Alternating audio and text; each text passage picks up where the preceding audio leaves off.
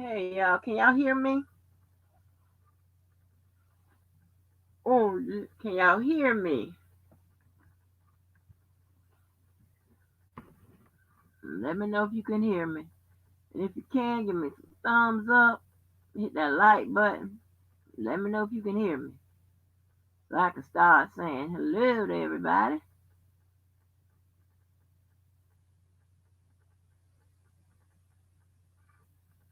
I'm waiting on y'all to let me know. Oh my goodness. Excuse me.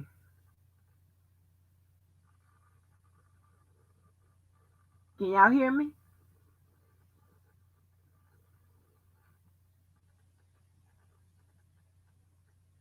Hello?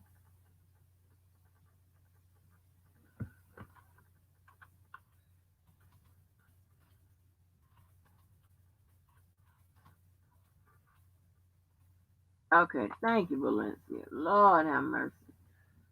All right, y'all. I know y'all should be about tired of hearing about these damn, all these motions and stuff.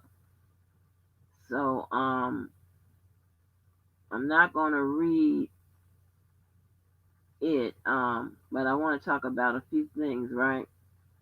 Some things that I recall from last night that I want to break down a little bit further. But before I do that, right? So remember I was be telling y'all about the perfect man, right? So the perfect man child said that he got his own emoji, child. Let me show y'all this emoji that he calls an emoji. And I want y'all to look at the text messages between the two of us. So, ooh, so that little thing right there, he says that's his emoji, child. Now I don't know if you see, he said that's his emoji. I don't know if that's a damn emoji or not. Okay, I don't know, but just in case it is, it kind of looks like him. If y'all can see, can y'all see it? He claims that's his emoji, child. But anyway, child,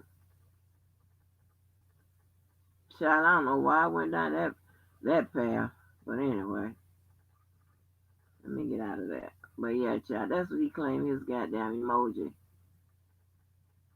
So what I wanted to go over is a few things from both of those uh both of those motions of limit and limited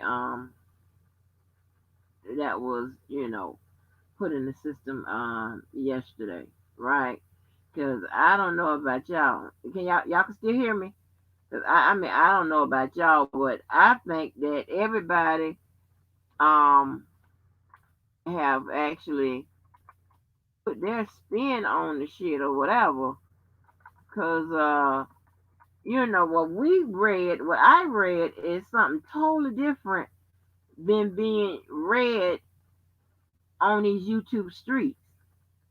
I've heard different variations of the same paperwork. And I don't know, you know, how it could be so different, being that everyone has read the same words. You got people doing a remix on them, confusing what it means, about to pass the fuck out. I mean, all kinds of shit, and it's not additional charges. It says it's uncharged. So I don't know why people passing out and about to, go crazy or whatever, about to shoot up the goddamn YouTube streets. But hey y'all, but yeah, before I get started talking, let me speak to y'all, the ones that have already come in. Let's see. Hey, unapologetically me. What's up, Valencia? Hey, Kayla. Hey, spiritual gangster. Hey, Star. Hey, uniquely made. Hey, wifey forever. Hey, Tanya Bell. Hey, Pretty Peace. Ty. T-Y. Let me see. Who else we got? What up, Peter? Did I say star? Yeah, I said star. Well, anyway, so yeah, it was crazy. She talking about me doing something to her, whatever. Baby, let me tell you something. You live too close to make those kind of threats. You know your scary ass ain't gonna do shit. And the second, baby, I don't have to do shit to your ass. I don't do field work. Never have, bitch. Um, your ass, somebody's been sending your ass to the moon since 2019. How the fuck you think I know? God damn it. Hell. You the one in there with possibly an inquiry or possibly a complaint or possibly an affidavit. Maybe all three, maybe two of the three, maybe just one. I don't know. But I won't be doing shit to you, goddamn it. But just in case, but I take that threat though. So just assume that I'm gonna do something to you. Can you make it happen, bitch? Too goddamn slow with your rusty ass head. God damn it. Threatening somebody with your evil ass. Stupid ass self. But anyway, rusty head, oh rusty head heifer. Yeah. So anyway, I have heard. I mean, I don't know what the fucking problem is. It's not that he's being charged additionally. I mean, when you see when y'all see indictment, a superseding indictment or something like that, or a regular indictment, that's when you panic. Okay, right now it's just they are asking. They put in a motion of limit motion and limited to exclude or include some things. I mean, that's just what it is. So what I'm going to talk to you about, go over like a few things. There's a little technical stuff. I know you guys can handle the information. Um, and if not, they can always just, on the replay, pause it and go back over it. But I'm interested in finding out from you guys, like, how many people, do you guys have y'all recognized in the in the motions of limine that have just come out? Okay, I see. I guess they're referring to Daryl Johnson as the crisis manager. I see Demetrius in there. Of course, we got Don Russell name is floating in there. Yet don't know what he's going to do, but his name is in there. So it's a lot of people. It's a lot of people that's in there, right? So and and let me explain something about that I want to touch on. So, like I said, the reasons that those additional allegations are uncharged is because it was pretty much, it could be because it deals were made, or like maybe some people have made deals so they won't be charged. That's one reason. And I forgot about to go over that yesterday. That's another reason why a lot of this, a lot of those people in there, whatever, may not be charged, may not come up on charges because they have some kind of agreement, or they're going to cooperate or something like that with the government. And as well as I told you yesterday, to establish patterns of behavior and to support other evidence. So those are also other reasons that those people may not, why all that, if those people listed in that uncharged motion of limine, where wherein you probably would expect to see people getting arrested or something other that something like that. So I just wanted to point that out. And I also went over something about the federal rule 412, right? 412B. Remember me reading that? And 412B pretty much deals with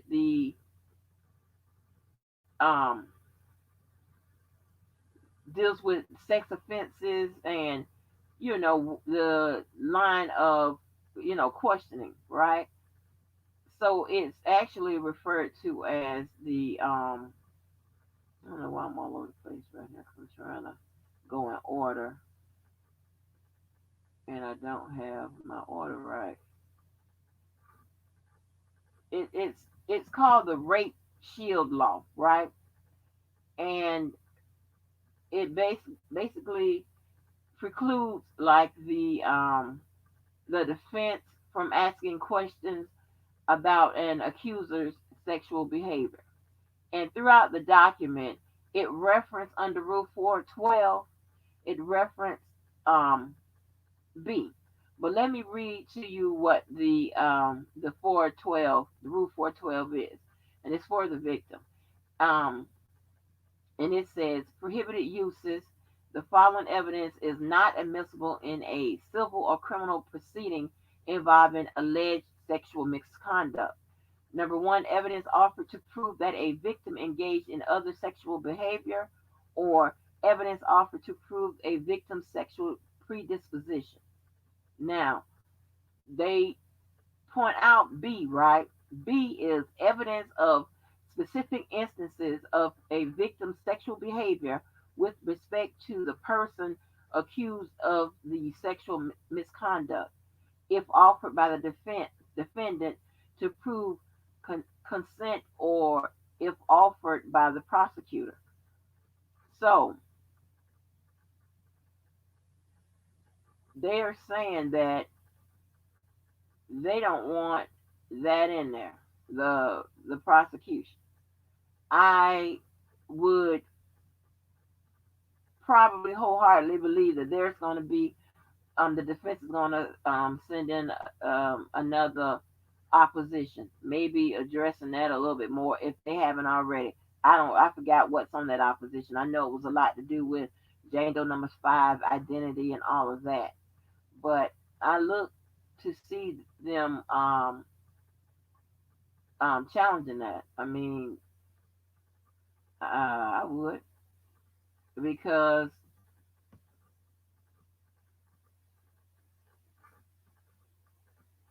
it's a lot that it's a lot of stuff that's been out there with regards to how people get down, and plus when the defense want to challenge, like, okay, the STD thing or whatever.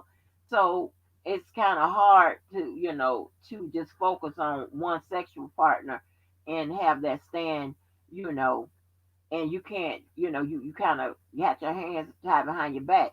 Suppose you want to claim that, they got the STD from someone else. Well, now you can't put, evidence in about other sexual partners. So what you gonna do? So that looks stupid. So yeah, and with that being said, like in that second motion of limine, it was really, really heavy because the prosecution is trying to preclude testimony, which is evidence that may hurt their case, right? So again, I imagine that the defense will oppose some of those prosecution's exclusions as well. I mean, that's almost just common sense. Like, why wouldn't they? Um, Couple of things that I heard on the streets today. Let's get to the Larry factor, right? So, of course, I heard, Larry did it, the normal Larry did this and whatever. Um, just say for instance, again, if Larry sent something in or whatever, that whatever he sent in would have had to be verified for accuracy or what have you. And if it came directly from him and it's deemed to be evidence, then his ass would have a subpoena and he would be testifying. But basically, this is what I understand, what have you. Larry just probably pointed a accuser towards the feds, but the information obtained in the indictment and the motions were based on testimony and investigation. If you read the indictments, which I went through earlier, if you read the motions, all of it, it's either being based on testimony or an investigation, and not from nobody on YouTube. Okay, even the motion that the two other YouTubers ended up being mentioned in, that's being based on somebody's observation. Okay, they, if just say for instance, you send the government something. You say, hey, look at this YouTube or whatever, look at this video. They're going to, if they take your video, and they'll put you, have you wrapped up in a what they call chain of custody, right? Therefore, you get a subpoena. Which that's what Michael Avenatti would be, right? So you're gonna get a subpoena, and you're gonna testify as to, okay, I can turn the video over, whatever. But the feds could very well just sit there and just watch that channel and look at the videos. That way, they're avoiding chain of custody. They're avoiding, chain of custody witnesses. So it's not that complicated.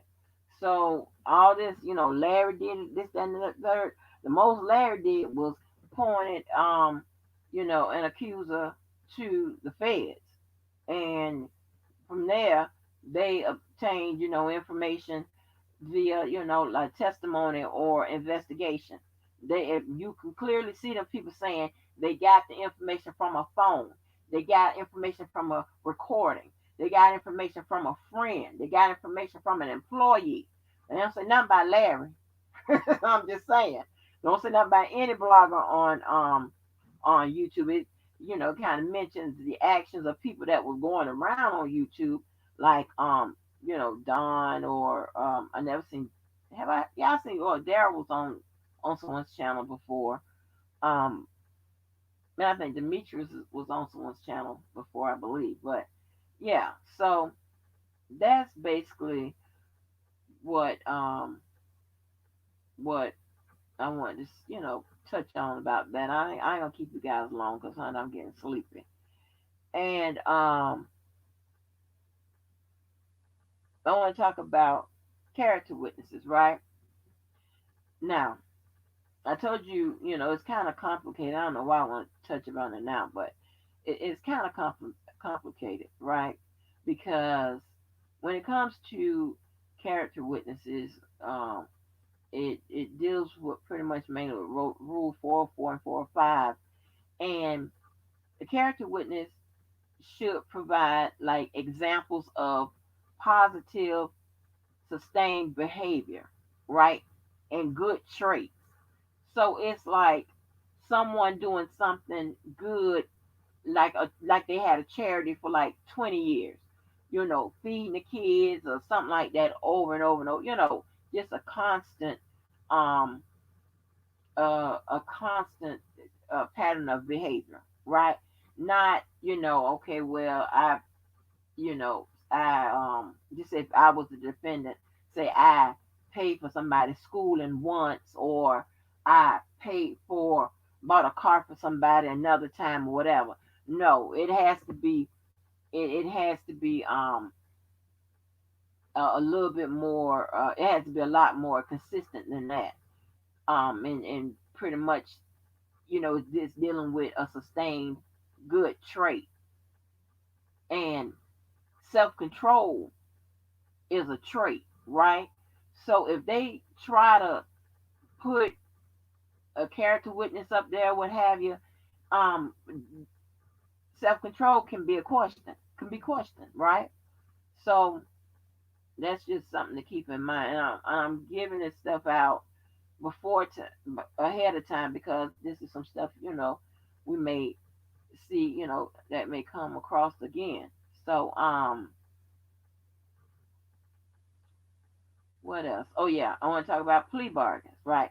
So a plea bargain can be taken anytime, before the trial, during the trial, but before the jury's verdict, right? So you can't take a plea um You have to take it. Of course, I mean, it makes sense. You have to take it before um, a jury verdict, but you can take a plea during the trial. You can do that. Let me see what else I want to. Oh, something else I noticed.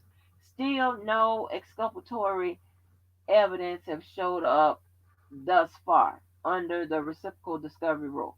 Now, and what reciprocal discovery rule means that each side must give each other discovery, right?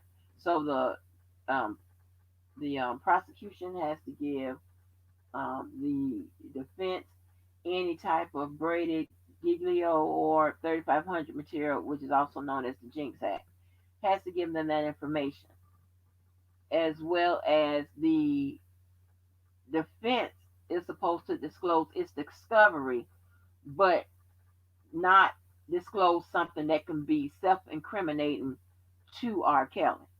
You understand what I'm saying? So they're supposed to, swap discovery, right? That's how the case. That's how when you see the case just flows without any kind of interruption or what have you. Like no one is getting caught up, or it's like a tennis match or whatever. Because you would kind of assume that both sides are working together. No, it's not. It's just about the familiarity of with cases, as well as they went through a discovery process or whatever, so they know what's trying to come in and whatever, and then each side is preparing for it all. So remember, I told you how I look at cases on both sides. So that's what that is. So I don't know. I mean, I haven't seen anything, so I don't know what's up with that, but I'm pretty sure the defense witness list is set and all of that. So we got to look to you know, look to see what type of discovery, they'll come up with. Also, now the I think that this just me, right? I think that the defense is probably going to mount defenses under, and there's several different types. There's over like 20 different types of law, but to me, the stuff that stands out, just going through that paperwork real quick, of course, it's going to be criminal law, constitutional law, and civil rights law. That's just my guess, my educated guess. I'm not gonna go over that real tonight.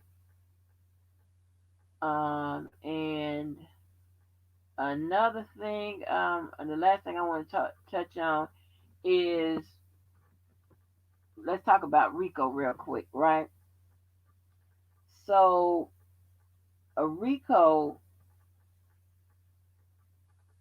function the way it does based on something called enumerate powers, right? The RICO relies on the commerce clause for its authority, right? So the commerce not only means like buying and selling or trade, it can also mean social interactions. So that's important to know that. Everybody think that RICO has just about money. It has something to do with social interaction. And of course, federal stuff deals with going, interstate. Now, the reason why, I bring that up because RICOs are not, bulletproof or what have you. And actually, the defense can argue that the criminalization of like non economic interstate activity is, let's see,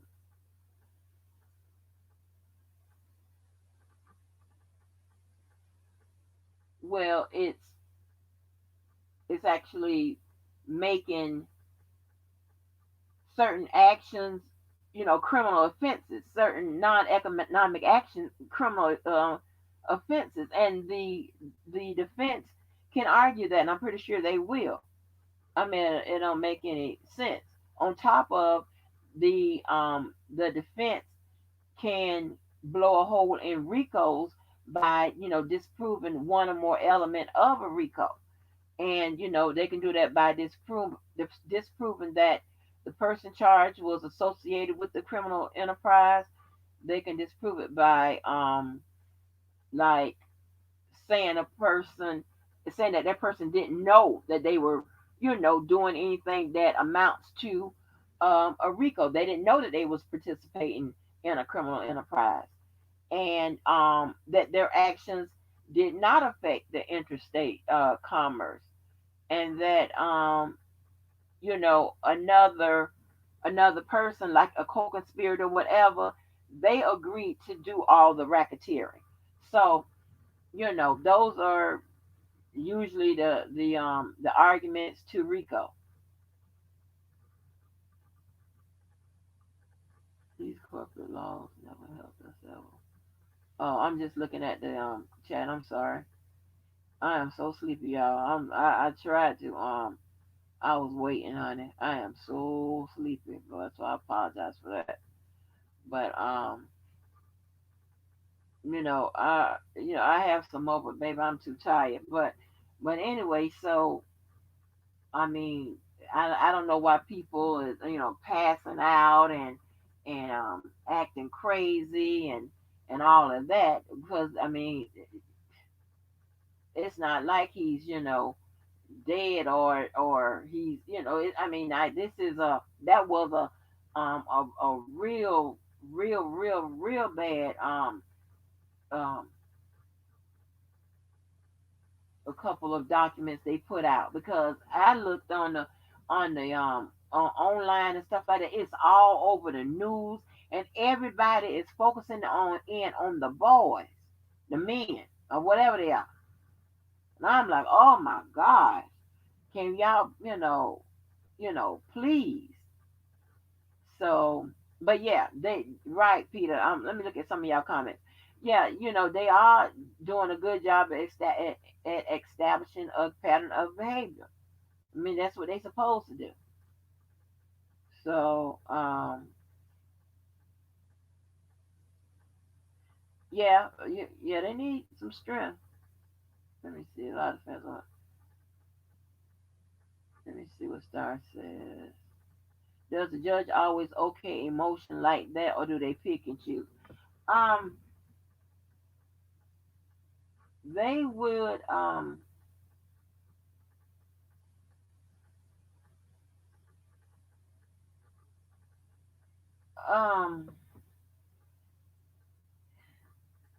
looking at that motion, I don't see where there's in too much that she would you know take off, strike. That there I don't see too much where she would take off. Reason being because whoever wrote, the people that wrote those motions, they gave all the rules, they gave the case law, they gave everything to support their argument.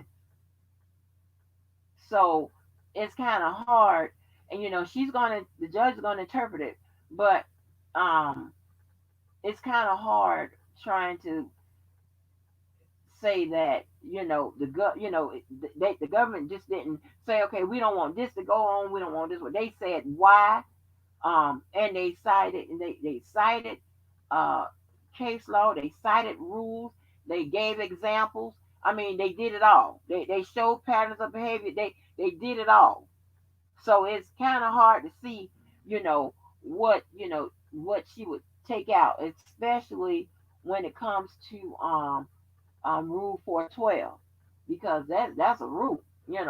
These are rules. These are set in, not well. I don't want to say set in stone, but they're rules that to be followed. It's not something loose. It's not like the pettit policy, which I was going to talk about, which is not that's just a little a policy that the federal government has, where they kind of don't want you to charge in the state, where the state already have the pretty much the same charges or what have you. It's not double jeopardy, because of course the government has jurisdiction in the states, but they it's a little it's different. They you a the defense can't argue that the petty um policy. That's different from a rule. A rule is a part of the laws. You know what I'm saying? So I don't know. I don't see them having a problem getting that proved.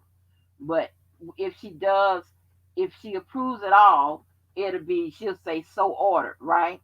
If she takes anything out, strike it out for what have you, then she'll go by line and tell you what she's not allowing. So yeah, so let me see.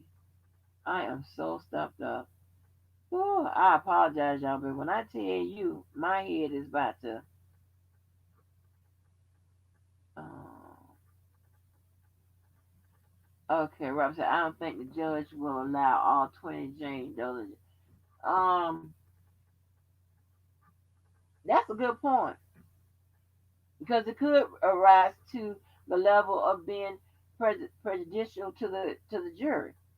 That's a good point. That's a good point. But you look at the government has been pretty good at writing those motions. Um, and if I'm not mistaken, the only motions, and I'm not, belittling them or anything like that, downplaying them or anything like that, but the only motions that were approved, if I'm not mistaken, were the ones where the prosecutors said they agreed to.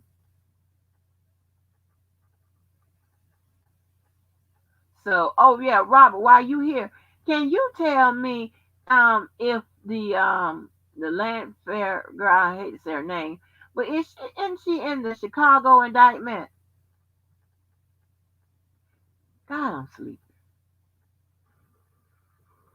Ooh, ooh, ooh. Isn't she in the Chicago indictment? Excuse me, y'all. Sorry about that. That was real rude.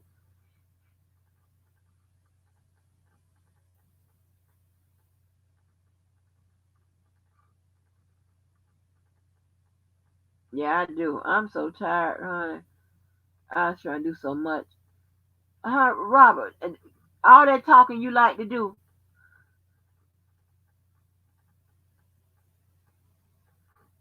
I don't know what you just typed. You must be on them cups or something, because I don't know what you just typed, Robert. Oh, Illinois and Cook. You don't know if she's. Oh, okay, Illinois. Okay, okay. Fine, I got it. I got what you're saying. Okay, so that's what I thought. The Illinois indictment. All right. All right. That's what I was looking at. So, yeah, so people was asking why Rashana wasn't mentioned because she's in the Illinois indictment. So, yeah. But anyway, y'all, I'm not going to hold y'all, honey. Go and get out of here. Hopefully I'll see y'all next week. Thanks again to the host, the hostess, and the guest. All right, y'all. Bye.